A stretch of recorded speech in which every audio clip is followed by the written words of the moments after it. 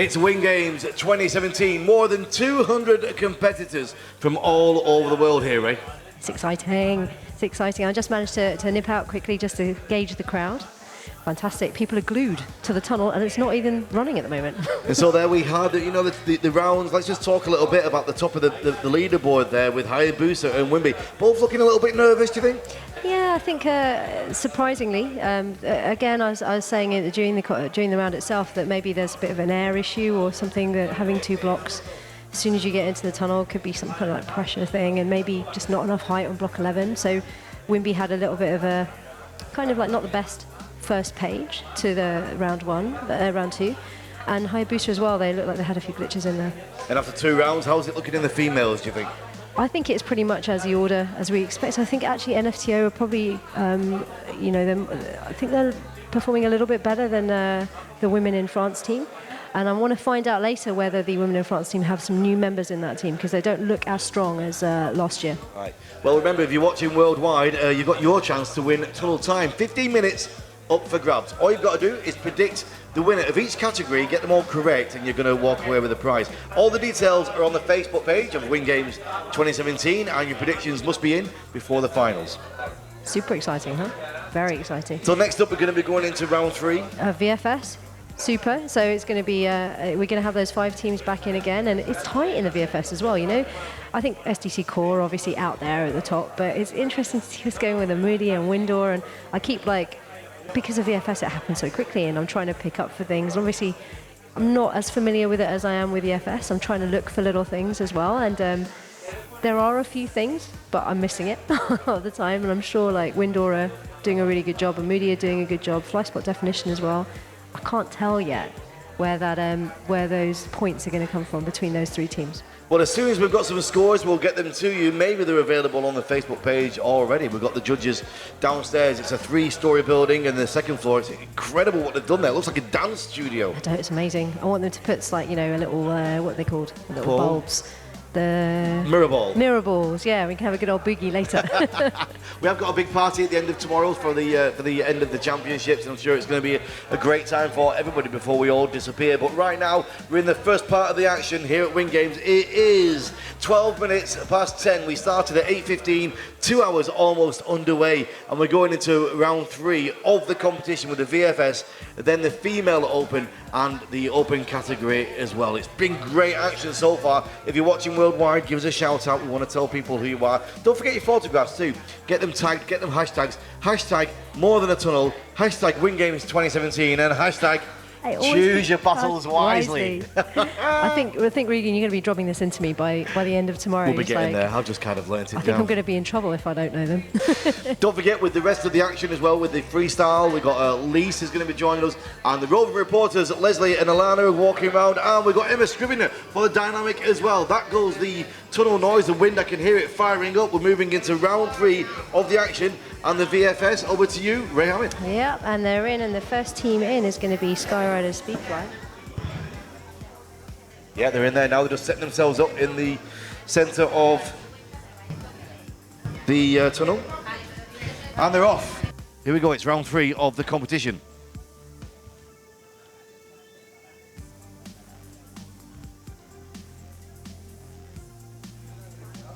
Yeah, so this round for the VFS.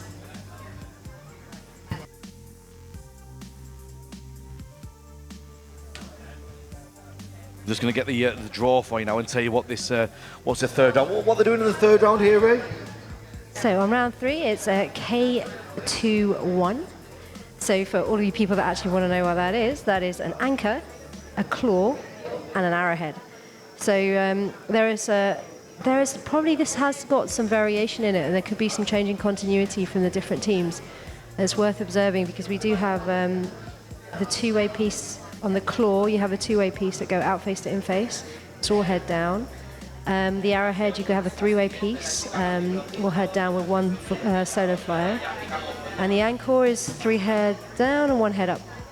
But there's a foot dock involved as well, so it'll be interesting to see how they come in and out of this. Again, one of those dives with a lot of levels because you have the team in different variations, whether they're head up or head down. So at the moment we have Team Windor, I believe. And we've just got a photo through from David. Crew is watching the action. He's got a photograph of himself in front of the TV with me and Ray there. He looks like he's got no clothes on. I know, I'm a bit worried about that photo. Tell him to put some clothes on. I'll tell Saka to tell him to put some clothes on. And that's going to be the tunnel. They're opening a tunnel in Madrid shortly, aren't they? No. Have you been to any of these Madrid tunnels? No, not yet.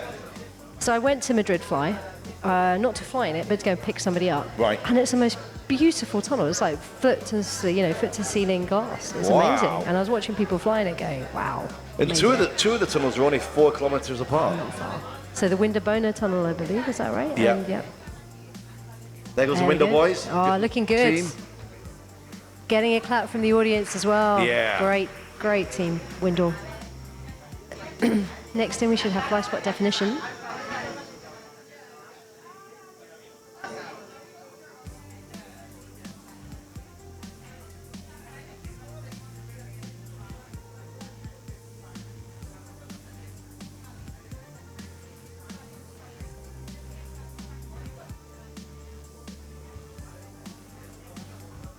Yeah, you can see there's just the trickiness of that foot dock. There we go. I mean, block 1, the arrowhead is like I guess you can liken it to block 4 for FS. It's pretty quick block, as it's vertical. It's even faster than block 4.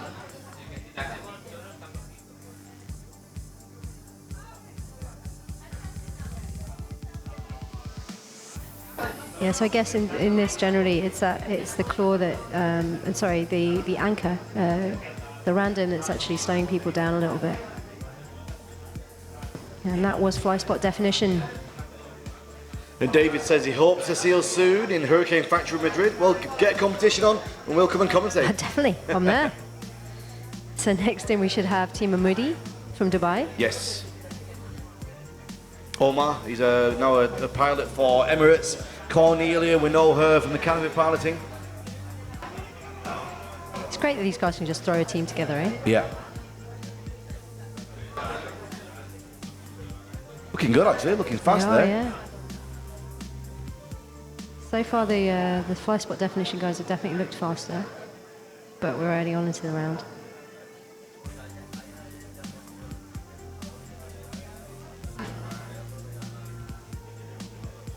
I think the fly spot definition team are definitely turning blocks 2 and 1 faster, but did struggle with the anchor, and I think Amudi are struggling less with the random. Yeah. But not turning the blocks as fast. So I think this round is probably going to go to fly spot definition.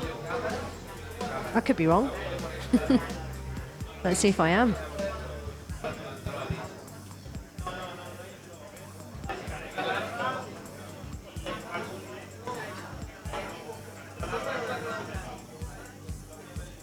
So next in, we have SDC Core. Yeah, current champions. Let's see what they're going to put together for us now. We're going to see a masterclass of VFS. We were talking to Jason Russell there in the studio just after the last round, after round 2, telling us there's a few more teams coming through in the States. Yeah, pretty much. We watched one of the other teams coming up. I think it's a military-based team, the Golden Knights team. Golden Knights team in Poland. And they look very strong, huh? Yeah. And to have 3 coming from the US is fantastic. And as we said earlier, these guys, the SDC Core guys, are pretty much coaching everybody worldwide. So it's good to see that they see more VFS teams coming up, especially homegrown talent in the US, but also from Canada, 2 teams up Canada. As you mentioned as well, that we've got 2 teams in the UK as well. What happens to Bad Lieutenants? I think Matt's too busy being broken. They're getting on a bit now. I know, yeah. Actually, Martin Reynolds shares my birthday. He's got his birthday coming up very shortly. We won't talk about that. You're the same age though, Regan? No, Martin's a lot older than me. Excellent. 10 years? At least. Yeah, definitely. I'm putting him in his, I don't know, 50s? late 50s. All right, so that's the VFS over and done with for round 3, Ray? Yeah, that was interesting. I mean, I think there's, again, I think fly spot definition got that one from Moody, but Windor had a strong round as well, so it'll be interesting to see how that lines up. And then obviously Core out there ahead, knowing pretty strong. I'm just wondering, I'd like to see Windor and Yeah. Cool. Well, we're back with a lot more for you. We're here till 9 p.m. We'll see you very shortly indeed.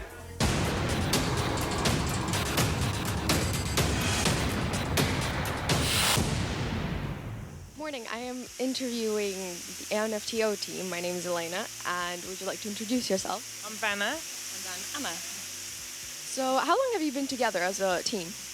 Well, in fact, Anna's been in the team the longest, so you can... So the team originally started 3 years ago. We're in the third season of NFTO as a lineup. We've had a bit of a lineup change each year with people moving on to different commitments. Vanna and I have been, this is our second year together, and then for this competition we've now got a new lineup for 2017 with the addition of Catherine Anderson, who's somewhere, and then we've got Debbie Lamsey as our other flyer, but she's injured at the moment. So we've got our super sub, which is Lynn Murray, who's been helping us out this weekend. So we're relatively untrained. We're at 2 hours together, but we're enjoying it so far and come for the experience. How often do you have lineup changes? Well, it's kind of, I think after every major competition, then people decide, because there's been a huge commitment up into that competition. So I think, at that point, you then make a decision about whether you're going to carry on for another year or 2 years. This change is quite a big one because we've got 2 new people in, and we've also changed the positions, the slots in the team. So it means that we're all, in theory, none of us know what's going on, is what's happening. What does NFTO stand for? It's Not For The Ordinary. So our original sponsor was NFTO Not For The Ordinary, which is an outdoor clothing sports company. Unfortunately we don't have sponsorship with them anymore, but they are a great name, so we like the name, so we thought it was cool to keep, and they're a great company that we like to be associated with still. How much training have you done as a team?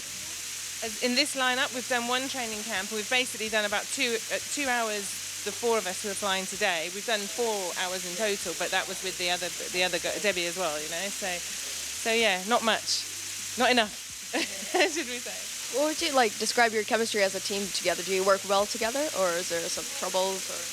Yeah, it seems to be working very well. We're very new to each other as a lineup, apart from you and I together. The other ones we haven't actually worked with much before, but so far so good. It seems to work as a relaxed lineup. I mean, I think in a team when you first start out, there is the honeymoon period. So at the moment, we're definitely in that. We're having a lot of fun, and we're just here to enjoy everything.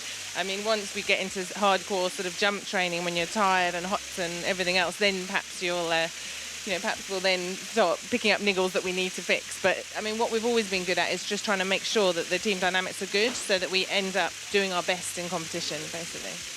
How confident are you for the competition this time? Well, we've become agreed with our coach Gary Smith as well.